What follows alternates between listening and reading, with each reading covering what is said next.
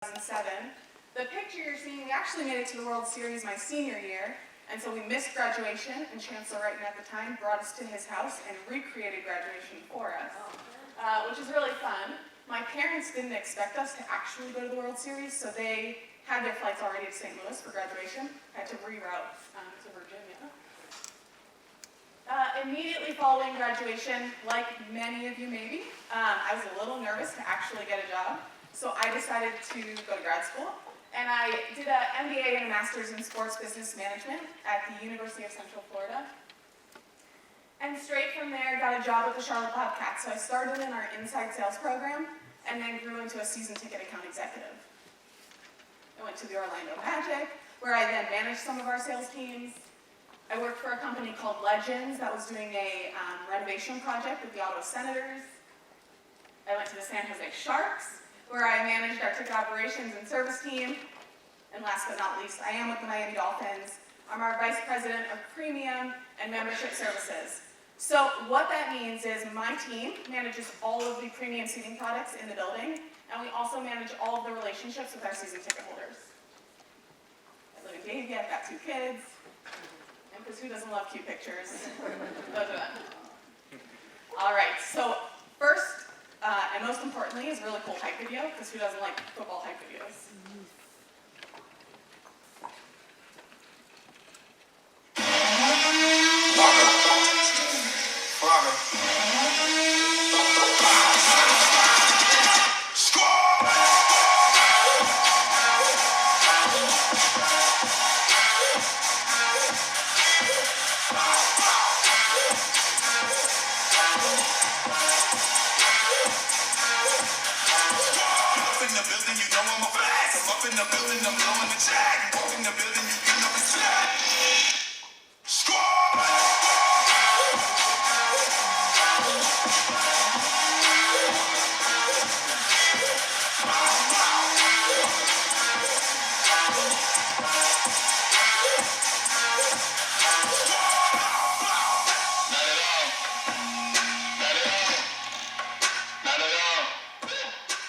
You might think we were undefeated with that video. All right, so we obviously have the Miami Dolphins at Hard Rock Stadium, but we have a lot of other events, one of which is the Miami Open. It is the second largest U.S. tennis tournament. We just brought it from Key Biscayne to Miami Gardens, which the stadium is located in. The top right picture is a view of the renovation that took place 2 years ago to bring the tennis tournament to the stadium. And those are all permanent courts that you're seeing. We actually build main court in the stadium on the football field. It's unbelievable. We put it up for 2 weeks and then we tear it back down just in time for the football season. Bottom left, Roger Federer won this past year. It's an unbelievable party for 2 straight weeks at the stadium, high-end food, all the celebrities you can imagine come to the stadium. Next is international football. So we host the most international soccer matches out of any U.S. stadium. Just a few years ago, we hosted El Clasico, which was 80% of the tickets sold were actually outside of the state of Florida, and it was broadcast worldwide, so we're really proud of that. We have massive music concerts, so just in the past year, we had Taylor Swift, Jay-Z, Beyonce, the Rolling Stones, the Eagles. We host music festivals in the parking lot, so we completely transform that space. We just hosted Rolling Loud this summer, so that is Travis Scott, that is Cardi B, J. Cole. And then, arguably most importantly, is the Dolphins Cancer Challenge. So we are the #1 fundraiser for all the NFL. We've raised $32 million to fight cancer research. We're really proud of that. And we have massive events as well. So we host the Orange Bowl every single year. In 2021, it'll be the championship game, and we are hosting the Super Bowl this year. So I'm slightly busy these days at work. So in summary, again, another video to showcase all the things we do at Hard Rock Stadium.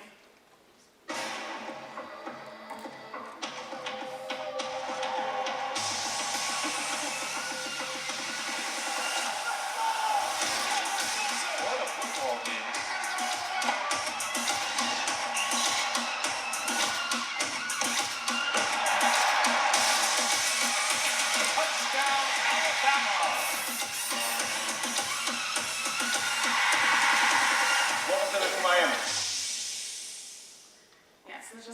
some of the things we're doing these days. So let's talk a little bit about the business side and what we stand for as a company. So these are our core values. We talk about them pretty regularly at the company. Actually, I think we missed I missed a slide. So for those of you that are graduating or looking to get your foot in the door, we're just like any other company. We've got administration departments like IT and finance and legal and HR. We obviously have our sales department, which I'll dive into a little bit more. We've got a corporate partnership team, which we've heard a lot about. Those are the folks that build relationships with the Anheuser-Busches of the world, and Pepsi and Hard Rock, for us in particular. We've got a team of folks that are out in the community building relationships with youth programs, and they're running our foundation. We've got our marketing team. We actually don't hire an outside agency. We do everything in-house, so all of these videos, this nice deck, they do it all for us. And then last but not least, we actually own our own stadium. So we do have the entire operations team in-house, as well as our guest experience staff. So every single person that you interact with on a game day or any concert day actually works for us, and we hire and train them. On our core values, these are things we talk about pretty regularly. We interview with these in mind, and we talk about them in our town hall meetings, and they're very important to us. So for obvious reasons, integrity, teamwork, innovation, and results. And we'll talk a little bit about innovation in a few slides. Now on the sales side in particular, how many of you want to get into sales? I know this question was asked earlier. 2. I'm going to assume that most people want to get into marketing or something a little more fun. So I too wasn't sure that I wanted to get into sales. I didn't know anything about it. There wasn't a sales class here at WashU. I took one in grad school, but it wasn't that great.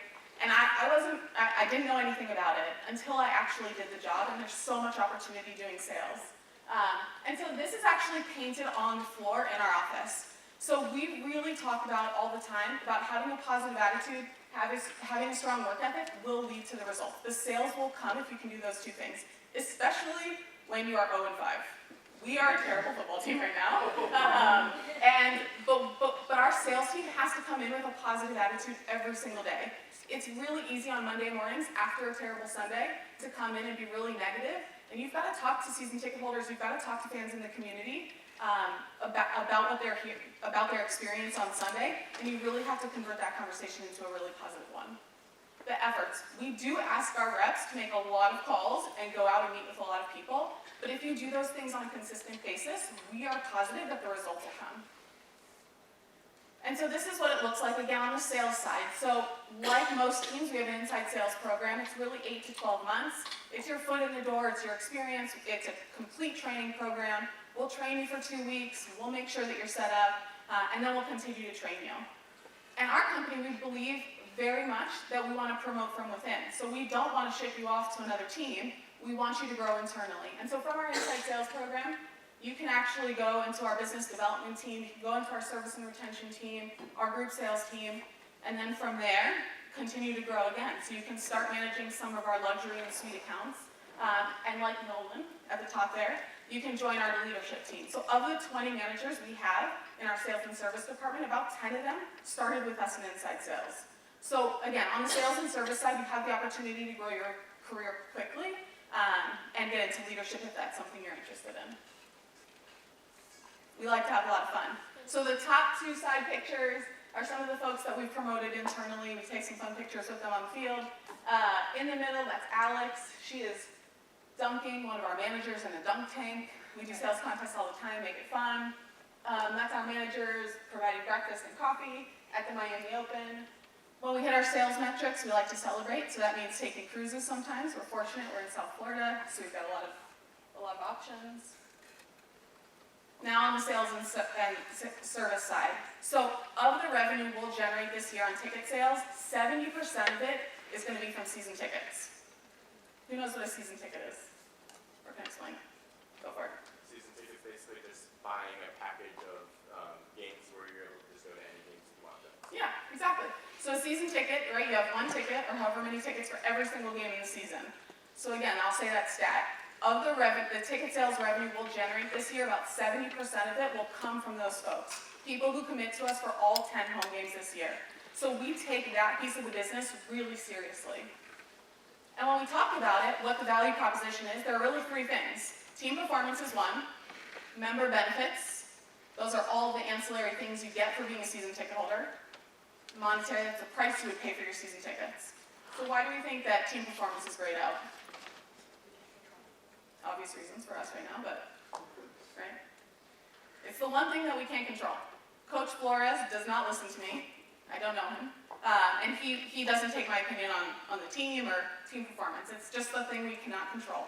The two things we can control are the benefits you get, being a season ticket member, and the price you pay for your season tickets. And so those are the things that we look at every single year to determine what we might change going into our renewal campaign. So, in addition to those two things, there are things throughout the year that we want to try to do, really just to experiment. We've done 2019 as our year of experimentation. And so what you're seeing underneath all of the titles is the percent of the base we're gonna test it with. So we have 42,000 season ticket holders in our 65,000 person building. And so the top two, for example, those are things that our service and retention team, so those are the folks that manage the relationships with all of the season ticket holders, they take care of that. So they'll send someone a onesie if they know that they're having a new baby on the way. They'll bring a family on the field to hold the flag if it's their kid's first game. So they do those one-off touch points, which are really important.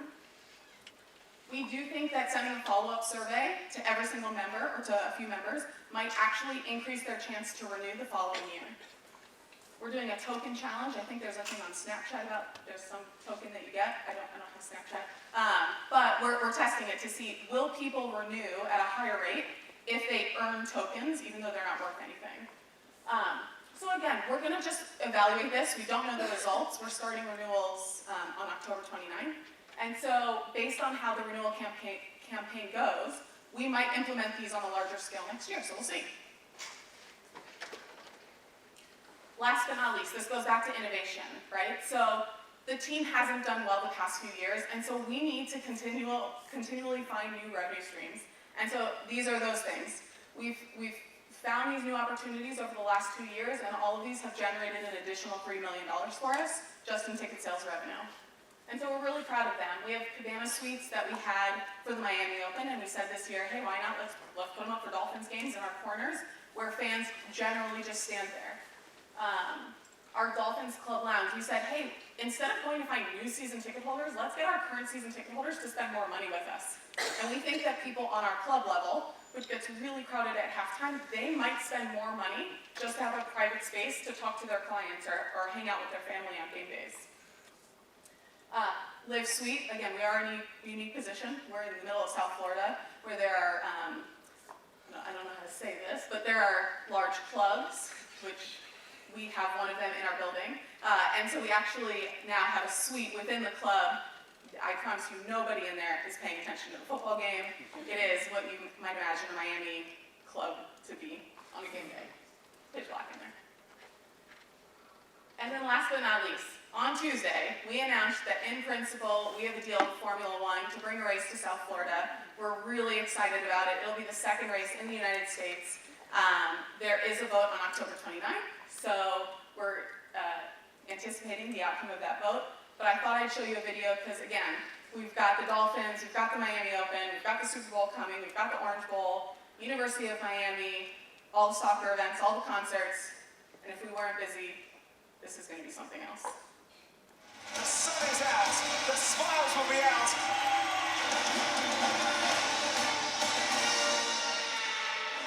It's lights out, and away we go. This is going to be neck and neck.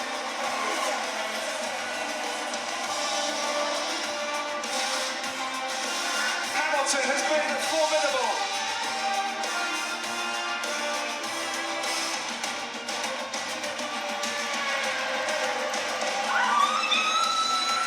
I'm speechless, I love this.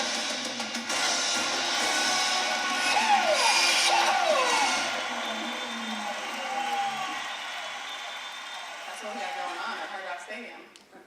Awesome. That's all I've got. I went through it pretty quickly, but if you have any questions, I can take them now, or we can do them later.